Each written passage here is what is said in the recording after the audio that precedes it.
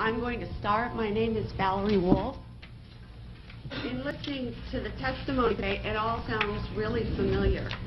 I am here to talk about a possible link between radiation and mind control experimentation that began in the late 1940s. The main reason that mind control research is being mentioned is because people are alleging that they were exposed as children to mind control, radiation, drugs, and chemical experimentation, which were administered by the same doctors who are known to have been involved in conducting both radiation and mind control research. Written documentation has been provided revealing the names of people and the names of research projects in statements from people across the country. It is also important to understand that mind control techniques and follow-ups into adulthood may have been used to intimidate these particular research subjects into not talking about their victimization in government research. As a therapist for the past 22 years, I have specialized in treating victims and perpetrators of trauma and their families. When word got out that I was appearing at this hearing, nearly 40 therapists across the country, and I had about a week and a half to prepare, contacted me to talk about clients who had reported being subjects in radiation and mind control experiments. The consistency of people's stories about the purpose of the mind control and pain induction techniques such as electric shock, use of hallucinogens, sensory deprivation, hypnosis, dislocation of limbs, and sexual abuse is remarkable. There is almost nothing published on this aspect of mind control used with children, and these clients come from all over the country having had no contact with each other. What was startling was that therapists reported many of these clients were also physically ill with autoimmune problems, thyroid problems, multiple sclerosis, and other muscle and connective tissue diseases, as well as mysterious ailments for which a diagnosis cannot be found. While somatization disorder is commonly found in these clients, many of the clients who've been involved in the human experimentation with the government have multiple medically documented physical ailments. And I was really shocked today to hear one of the speakers talk about the cysts and the teeth breaking off, because I have a client that that's happening to. Many people are afraid to tell their doctors their histories as mind control subjects for fear of being considered to be crazy. These clients have named some of the same people, particularly a Dr. Green, who was associated with clients' reports of childhood induction of pain, mind control techniques, and childhood sexual abuse. One of my clients who had seen him with a name tag identified him as Dr. L. Wilson Green. A person with this same name was the scientific director of the chemical and radiological laboratories at the Army Chemical Center, and that he was engaged in doing research for the Army and other intelligence agencies. Other names that have come to light are Dr. Sidney Gottlieb and Dr. Martin Orn, who it is reported were also involved in radiation research. It needs to be made clear that people have remembered these names and events spontaneously, with free recall, and without the use of any memory retrieval techniques such as hypnosis. As much as possible, we have tried to verify the memories with family members, records, and experts in the field. Many attempts have been made through Freedom of Information Act filings to gain access to the mind control research documentation. These requests have generally been slowed down or denied, although some information has been obtained, which suggests that at least some of the information supplied by these clients is true. It is important that we obtain all of the information contained in the CIA and military files to verify or deny our clients' memories. Although many of the files for MK Ultra may have been destroyed, whatever is left, along with the files for other projects, such as Bluebird and Artichoke, to name only two, contain valuable information. Furthermore, if, as the evidence suggests, some of these people were used in radiation experiments, there might be information in the mind control experiment files on radiation experiments. We need this information to help in the rehabilitation and treatment of many people who have severe psychological and medical problems which interfere with their social, emotional, and financial well-being. Finally, I urge you to recommend an investigation into these matters. Although there was a commission on mind control, it did not include experiments on children because most of them were too young or still involved in the research in the late 1970s to come forward. The only way to end the harassment and suffering of these people is to make public what has happened to them in the mind control experiments. Please recommend that there be an investigation and that the files be opened on the mind control experiments as they related to children. Thank you.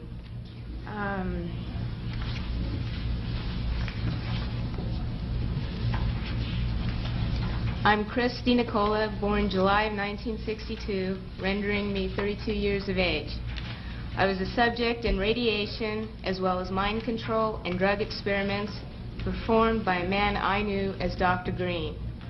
My parents were divorced around 1966, and Donald Richard Ebner, my natural father, was involved with Dr. Green in the experiments.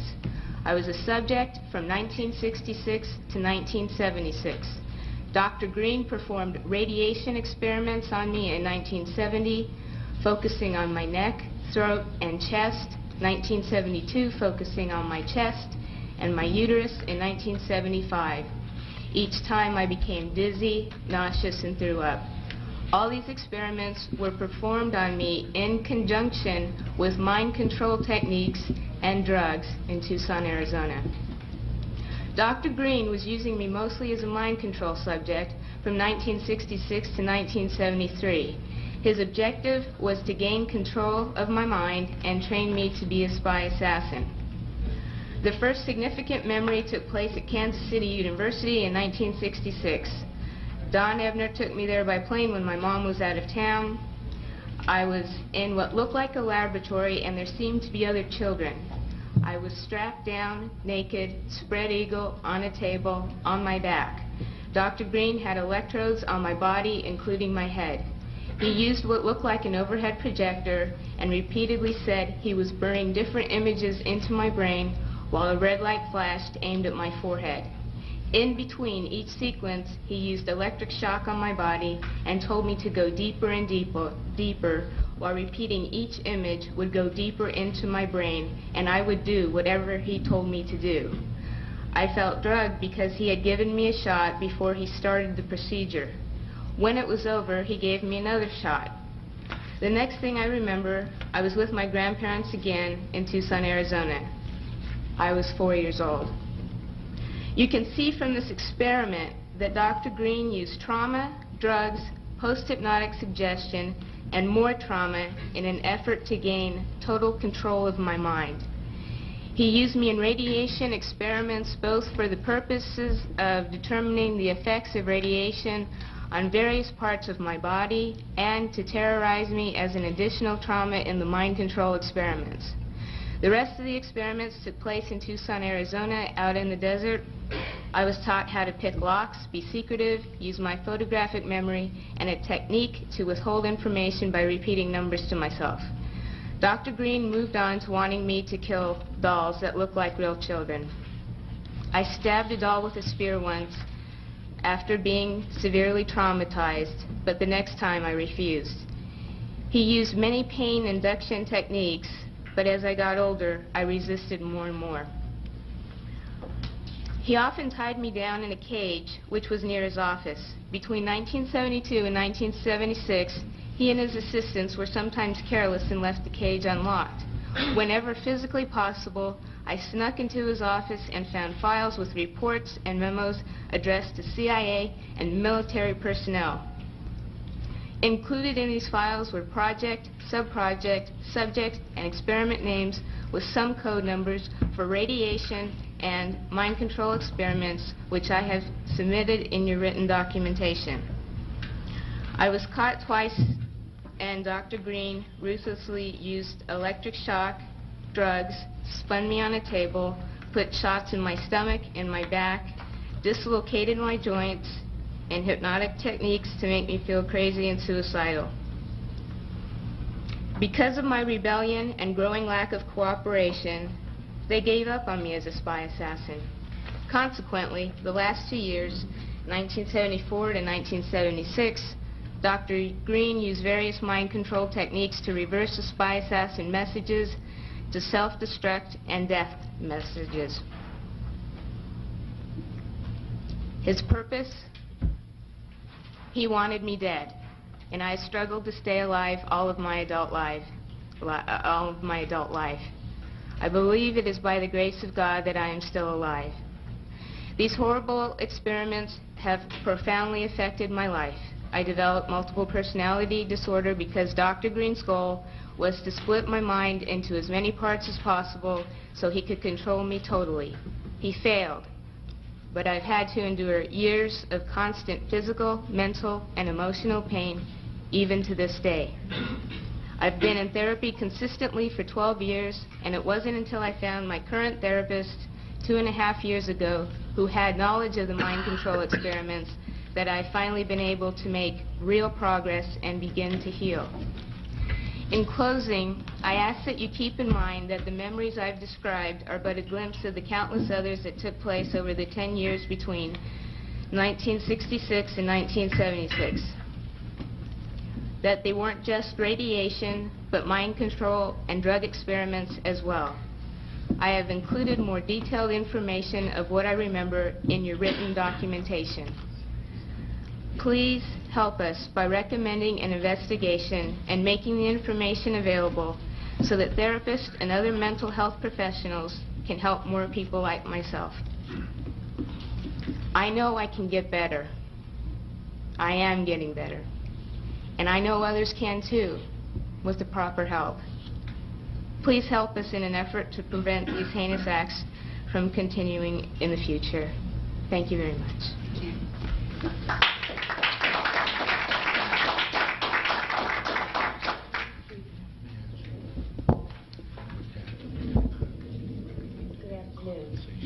Between the years of 1957 and 1984, I became a pawn in a government scheme whose ultimate goal was mind control and to create the perfect spy, all through the use of chemicals, radiation, drugs, hypnosis, electric shock, isolation in tubs of water, sleep deprivation, brainwashing, verbal, physical, emotional, and sexual abuse. I was exploited unwittingly for nearly 3 decades of my life, and the only explanations given to me were that, quote, the end justifies the means, and, quote, I was serving my country in their bold effort to fight communism. I can only summarize my circumstances by saying they took an already abused 7-year-old child and compounded my suffering beyond belief. The saddest part is, I know for a fact that I was not alone. There were countless other children in my same situation, and there was no one to help us. Until now. I've already submitted as much information as possible, including conversations overheard of the people, agencies responsible. I'm able to report all this to you in such detail because of my photographic memory and the arrogance of the doctors, the arrogance of the people involved. They were certain they would always control my mind. Although the process of recalling these atrocities is not an easy one, nor is it without some danger to myself and my family, I feel the risk is worth taking. Dr. L. Wilson Green, who claimed to have received $50 million from the Edgewood Chemical and Radiology Laboratory as part of the TSD, or Technical Science Division of the CIA, once described to Dr. Charles Brown that, quote, children were used as subjects because they were more fun to work with and cheaper, too. They needed lower profile subjects than soldiers or government people, so only young, willing females would do. Besides, he said, I like scaring them. They in the agency think I'm a god, creating subjects and experiments for whatever deviant purposes Sid and James can think up. Sid being Dr. Sidney Gottlieb, James, Dr. James Hamilton. In 1958, I was to be tested, they told me, by some important doctors from the society, or the Human Ecology Society. And I was instructed to cooperate. I was told not to look at anyone's faces and try hard not to ignore any names, as this was a very secret project. But I was told to be brave, and all these things would help me forget. Naturally, as most children do, I did the opposite. and remembered as much as I could. Dr. John Gittinger tested me, Dr. Cameron gave me the shocks, and Dr. Green the x-rays. Then I was told by Sid Gottlieb that, quote, I was right for the big A, or meaning artichoke. By the time I left to go home, just like every time from then on, I would remember only whatever explanations Dr. Robert G. Heath at Tulane Medical University gave me for the odd bruises, needle marks, burns on my head, fingers, and even the genital soreness. I had no reason to believe otherwise. They had already begun to control my mind. The next year, I was sent to a lodge in Maryland called Deep Creek Cabins to learn how to sexually please men. I was taught how to coerce them into talking about themselves, and it was Richard Helms, who was deputy director at the CIA, Dr. Gottlieb, Captain George White, Morris Allen, who all planned on filming as many high government agency officials and heads of academic institutions and foundations as possible, so that later when the funding for mind control and radiation started to dwindle, projects would continue.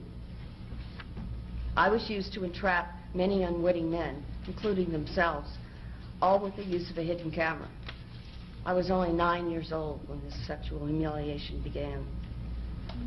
I overheard conversations about a part of the agency called ORD, which I found out was Office of Research and Development. It was run by Dr. Green, Dr. Stephen Aldrich, Martin Orne, and Morris Allen. Once a crude remark was made by Dr. Gottlieb about a certain possible leak over New Orleans East involving a large group of retarded children who are being given massive doses of radiation. He asked, why was Wilson so worried about a few retarded kids? After all, they would be the least likely to spill the beans. Another time, I heard Dr. Martin Orne, who was the director then of the scientific office and later the head of the Institute for Experimental Research, state that, quote, in order to keep more funding coming from different sources for radiation and mind control projects, he suggested stepping up the amounts of stressors used and also the blackmail portion of the experiments. He said it needed to be done faster than to get rid of the subjects, or they were asking for us to come back later and haunt them with our remembrances. There's much more I could tell you about government-sponsored research, including project names, sub-project numbers, people involved, facilities used, tests, and other forms of pain induction.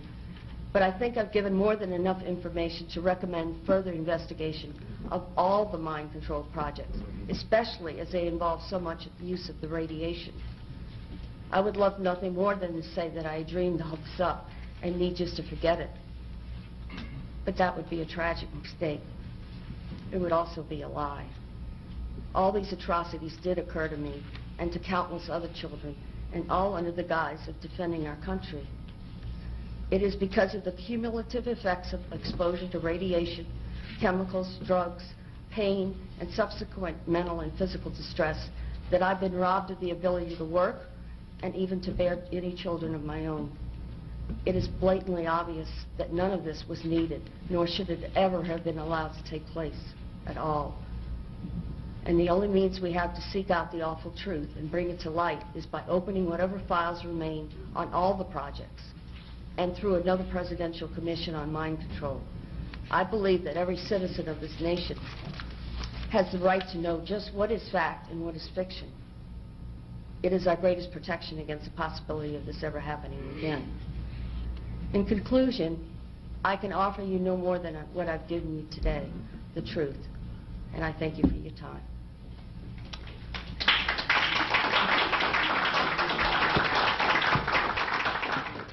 About the purpose of the mind control and pain induction techniques such as electric shock, use of hallucinogens, sensory deprivation, hypnosis, dislocation of limbs, and sexual abuse is remarkable. There is almost nothing published on this aspect of mind control used with children, and these clients come from all over the country, having had no contact with each other. What was startling was that therapists reported many medications which were administered by the same doctors who are known to have been involved in conducting both radiation and mind control research. Written documentation has been provided revealing the names of people and the names of research projects in statements from people across the country.